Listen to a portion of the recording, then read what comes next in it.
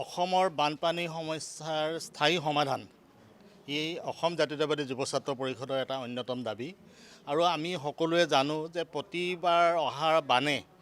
অসমৰ গোটেই জাতীয় অৰ্থনীতিটো থানবান কৰি যায়। হাজাৰ হাজাৰ হেক্টৰ কৃষিভূমি ধ্বংস হয়, বহু মানুহৰ প্ৰাণহানি হয়, জীৱ জন্তুৰ প্ৰাণহানি হয়,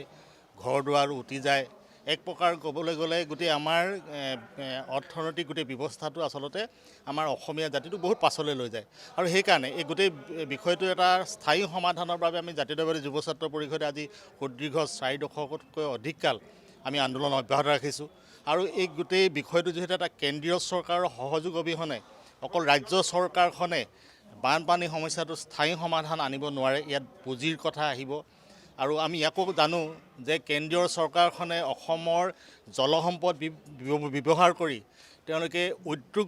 স্থাপন কৰে, কিন্তু এই পানীৰ পৰা যি সমস্যা উদ্ভৱ হয় সেইটো কিন্তু কেন্দ্ৰীয় চৰকাৰে কোনো ধৰণৰ দায়িত্ব নলয়। গতিকে আমি এইটো দাবী জনাইছোঁ যে অসমৰ বানপানী সমস্যাটো ৰাষ্ট্ৰীয় সমস্যা হিচাপে ঘোষণা কৰিব লাগে আৰু সেই গোটেই বিষয়টো পৰিকল্পিতভাৱে কেনেধৰণে আমি আগুৱাই লৈ যাব পাৰি,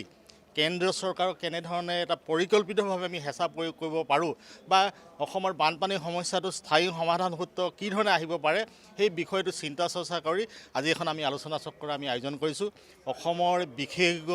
বিভিন্ন ভূবিজ্ঞানীসকল এই আলোচনা চক্ৰলৈ আহিছে আৰু সেই আলোচনা চক্ৰত যি আমি তেওঁলোকে আজি যি পৰামৰ্শ দিব সেই পৰামৰ্শ ভৱিষ্যতৰ দিনত আমি পৰিকল্পিতভাৱে আগুৱাই লৈ যাবৰ কাৰণে কালি অনুষ্ঠিত হোৱা কেন্দ্ৰীয় কাৰ্যনিৰ্বাহক সভাই সিদ্ধান্ত গ্ৰহণ কৰিছে আৰু সেই সিদ্ধান্ত অনুসৰি আজি আলোচনাৰ পাছত আমি এটা পৰিকল্পিতভাৱে গোটেই বিষয়টো আমি আগবঢ়াই যাবৰ কাৰণে আমি চেষ্টা কৰিম। মই আগতে কৈছোঁ যে আমাৰ বানপানী ৰোধটোত ইমান সহজ ব্যৱস্থা নহয় আচলতে আৰু চাওক মাথাউৰিবিলাকো আমাক ক'ব বিভিন্ন জেগাত মাথাউৰি ভাঙিছে। মাথাউৰিবিলাক বিভিন্ন সময়ত মানে সিহঁতৰ কিছুমানৰ লাইফ আচলতে পাৰ হৈ গৈছে, তো সেইবিলাক মানে ইতিমধ্যে দুৰ্বল হৈ গৈছে। গতিকে সেই দুৰ্বল মাথাউৰি ভাঙাটো স্বাভাৱিক সেইটো। আৰু দ্বিতীয় কথাটো এতিয়া চৰকাৰে এটা কথা কৈছে, মই দেখা পাইছোঁ সেইটো যে তেওঁলোকে মানে ৰাস্তা হিচাপে মানে ব্যৱহাৰ কৰিব বিচাৰে মাথাউৰিবিলাকক। কথাটো হৈছে মই যদি ৰাস্তা হিচাপে যদি ডেভেলপ কৰোঁ তেতিয়াহ'লে ৰাস্তাটোৰ কাৰণে অলপমান বেছি মজবুত মানে কৰিব লাগিব, ৰাস্তাটোত ৰোলাৰ চলাব লাগিব, মানে চইলটো কম্পেক্ট হ'ব তো তেতিয়াহ'লে সেইটো তাৰ মানে বেছি ষ্টেবিলিটিটো বাঢ়িব। চৰকাৰে তেনেকুৱা এটা ৰাজ্যিক চৰকাৰে তেনেকুৱা এটা পৰিকল্পনা কৰিছে, সেইটো ভাল পদক্ষেপ। যে একেটা সময়তে আমি এইটোও চাব লাগিব যে আমাৰ যিবিলাক পুৰণা মাথাউৰি আছিলে সেইবিলাক বহুত আউটলিভ, মানে একচুৱেলি মাথাউৰি এটা 35 ইয়াৰ্ছমান থাকে লাইফ পিৰিয়ড। গতিকে সেইবিলাক মাথাউৰিটো বহুত বছৰ আগতে বনাই দিয়া আছে, সেইটো এটা আছে। আৰু সেই মাথাউৰিবিলাক বনাওঁতেতো তাক ৰাস্তা হিচাপে যে ব্যৱহাৰ কৰিব তেনেকুৱা ধৰণৰ পৰিকল্পনা নাছিল। গতিকে এতিয়া কি হয় যে আমি দেখিছে বহুত সময়ত সেই মাথাউৰিবিলাকে আমাৰ ৰাস্তা হৈ পৰিছে ইনডাইৰেক্টলি, কিন্তু এতিয়া চৰকাৰে ব্যৱস্থা লৈছে, কিন্তু আগতে আমাৰ ইনডাইৰেক্টলি সেইবিলাকে আমি ৰাস্তা হিচাপে ব্যৱহাৰ কৰি আছোঁ। বহুত সময়ত যেতিয়া ধৰক বানপানীত মানে মানুহৰ ঘৰ ডুব গ'ল, তেনেকুৱা ধৰণৰ ক্ষেত্ৰত সেই তেওঁলোকৰ থাকিবলগীয়া মানে ব্যৱস্থাটো মানে মাথাউৰিবিলাকে হৈ যায়। তেওঁলোকে ঘৰ যদি ডুবি যায় তে গৰু ছাগলীলৈ তেওঁলোকে নিজেও আহি পেলাই মাথাউৰিতে আহিবলগীয়া হয় আৰু মাথাউৰিটো বহুত সময় ৰাস্তা হিচাপে ব্যৱহাৰ কৰিছে, কিন্তু তাক ৰাস্তা হিচাপে বনোৱা হোৱা নাই। গতিকে সেইবিলাক মানে গৰু ছাগলীৰ অহা যোৱা দি যেতিয়া ৰাস্তা হিচাপে আমি বনোৱা নাই, সেইটোৱে কিন্তু মাথাউৰিটো আচলতে ডেমেজ কৰি দিয়ে। আৰু বহুত সময়ত আপোনালোকে দেখা পাব গাঁওবিলাকৰ কাষেদি যেতিয়া মাথাউৰিটো গৈছে, মোৰ গাড়ীখনে নিব লাগে বা চাইকেলখনে নিব লাগে, মোৰ সুবিধাৰ কাৰণে মাথাউৰিটো একটুকুৰা মই কাটি লৈছোঁ, সেইখিনি আচলতে দুৰ্বল অংশ হৈ গ'ল। সেইবিলাকৰ যিটো মনিটৰিং ছিষ্টেম এটা থাকিব লাগিছিল, সেই মনিটৰিং ছিষ্টেমটোৰ ক'ৰবাত কিবা এটা মানে এটা আছে আমাৰ সেই বস্তুবিলাক চব ঠিক হ'লে মই ভাবোঁ যে ভাল হ'ব। আলোচনা চক্ৰ এতিয়াও শেষ হোৱা নাই। গোটেই বিষয়টো হৈছে অসম জাতীয়তাবাদী যুৱ ছাত্ৰ পৰিষদে 4টা দশক জুৰি পেলাই বানপানী আৰু গৰাখহনীয়া সমস্যাক ৰাষ্ট্ৰীয় সমস্যা হিচাপে স্বীকৃতি দিব লাগে বুলি আমি দাবী জনাইছোঁ। গতিকে আমি দাবী জনাইছোঁ ইয়াৰ যুক্তিযুক্ততা কিমান সেই সম্পৰ্কত অসমৰ সমাজ জীৱনত বহুত বেছি আলোচনা হোৱা নাছিল আৰু আজি সেইকাৰণে আমি গুৱাহাটী বিশ্ববিদ্যালয়ৰ প্ৰাক্তন মুৰব্বী কেইবাগৰাকীও অধ্যাপক, IIT অধ্যাপক বা এই সম্পৰ্কত অধ্যয়ন কৰা অসমৰ সমাজ জীৱনৰ কেইবাগৰাকীও বিশিষ্ট ব্যক্তিক আনি পেলাই তেখেতসকলৰ আমি পৰামৰ্শ গ্ৰহণ কৰিছোঁ আৰু এই পৰামৰ্শখিনি লৈ পেলাই আমি ৰাজ্য চৰকাৰ বা কেন্দ্ৰীয় চৰকাৰৰ ওচৰলৈকে যাম মুঠৰ ওপৰত বানপানী যে ৰাষ্ট্ৰীয় সমস্যা প্ৰকৃতপক্ষেই এটা হয় সেই সম্পৰ্কত প্ৰায়বিলাক বক্তাই আজি বক্তব্য দাঙি ধৰিছে কাৰণ অসমৰ বানপানীৰ মূল অভিকেন্দ্ৰ হৈছে ব্ৰহ্মপুত্ৰ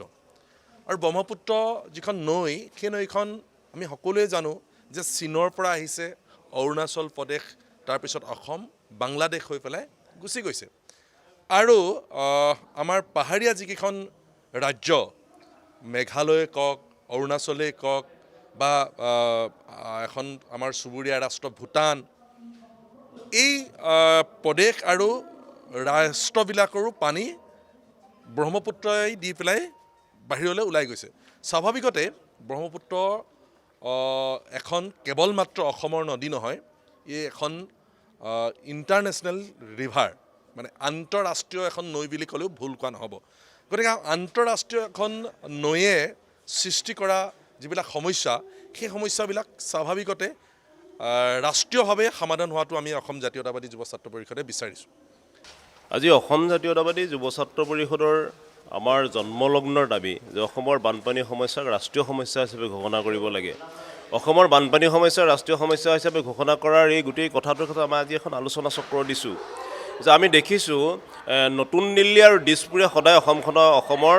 বানপানীত ক্ষতিগ্ৰস্ত ৰাইজক সদায় নেগলেক্ট কৰি আহিছে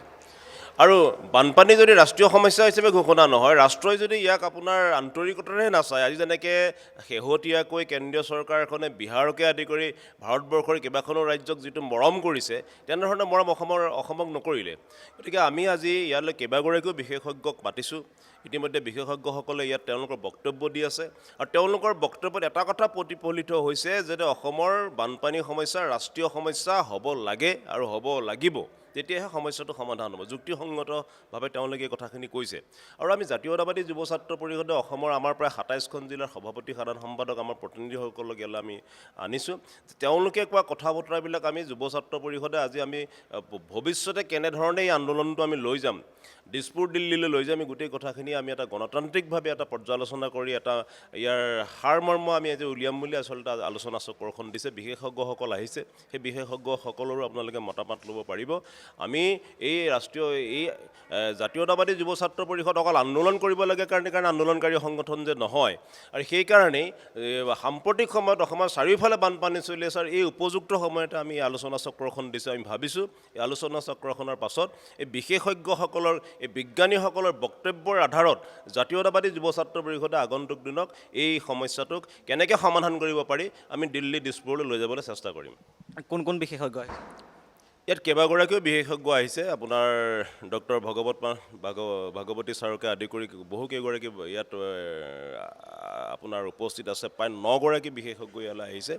আমি আপোনালোকক প্ৰেছ ৰিলিজৰ জৰিয়তে আমি কথাখিনি আপোনালোকক কোন আহিছে কোনে কি বক্তব্য দাঙি ধৰিছে কি পৰামৰ্শ দিছে আমি আপোনালোকক দাঙি আপোনালোকৰ কিমানমান বিষয়ববীয়া উপস্থিত আছে যুৱ ছাত্ৰ পৰিষদৰ কেন্দ্ৰীয় সমিতিৰ বিষয়ববীয়াসকলৰ উপৰিও অসমৰ ২৭খন জিলাৰ সভাপতি সম্পাদক আৰু প্ৰতিনিধিসকল ইয়াত উপস্থিত আছে আৰু ৰাইজ আহিছে নেকি ভুক্তভোগী আমি ভুক্তভোগী ৰাইজক মাতা নাই আমি প্ৰথম জাতীয়তাবাদী যুৱ ছাত্ৰ পৰিষদে অসমৰ বানপানী সমস্যাক যে ৰাষ্ট্ৰীয় সমস্যা হিচাপে আমাৰ যিটো দীৰ্ঘদিনীয়াদি আমাৰ এটা দাবী এই দাবীটোৰ ক্ষেত্ৰত সাম্প্ৰতিক সময়ত অসমৰ মাননীয় মুখ্যমন্ত্ৰীগৰাকীয়েও ৰাষ্ট্ৰীয় সমস্যা হিচাপে ঘোষণা কৰাৰ কথাটো উপলুঙা কৰি আহিছে আৰু দিল্লীয়ে মাহিয়াৰ চকুৰে চাইছে গতিকে ইয়াক বৈজ্ঞানিকভাৱে ৰাষ্ট্ৰীয় সমস্যা হয়নে নহয় ৰাষ্ট্ৰ ইয়াক কেনেধৰণে আগবঢ়াই নিব লাগে এই কথাখিনি আমি আচলতে অভিজ্ঞ হোৱাৰ কাৰণে আমিও যিহেতু সেই ক্ষেত্ৰত অনভিজ্ঞ আমি অভিজ্ঞ হোৱাৰ কাৰণেই তেখেতসকলক আনি তেখেতসকলৰ পৰামৰ্শ আৰু তেখেতসকলৰ যি আজি আমাক ইয়াত পৰামৰ্শ দিব তেখেতসকলে যিটো আমাক নীতি দিব সেই নীতিৰে আমি ভৱিষ্যতে আগুৱাই যাম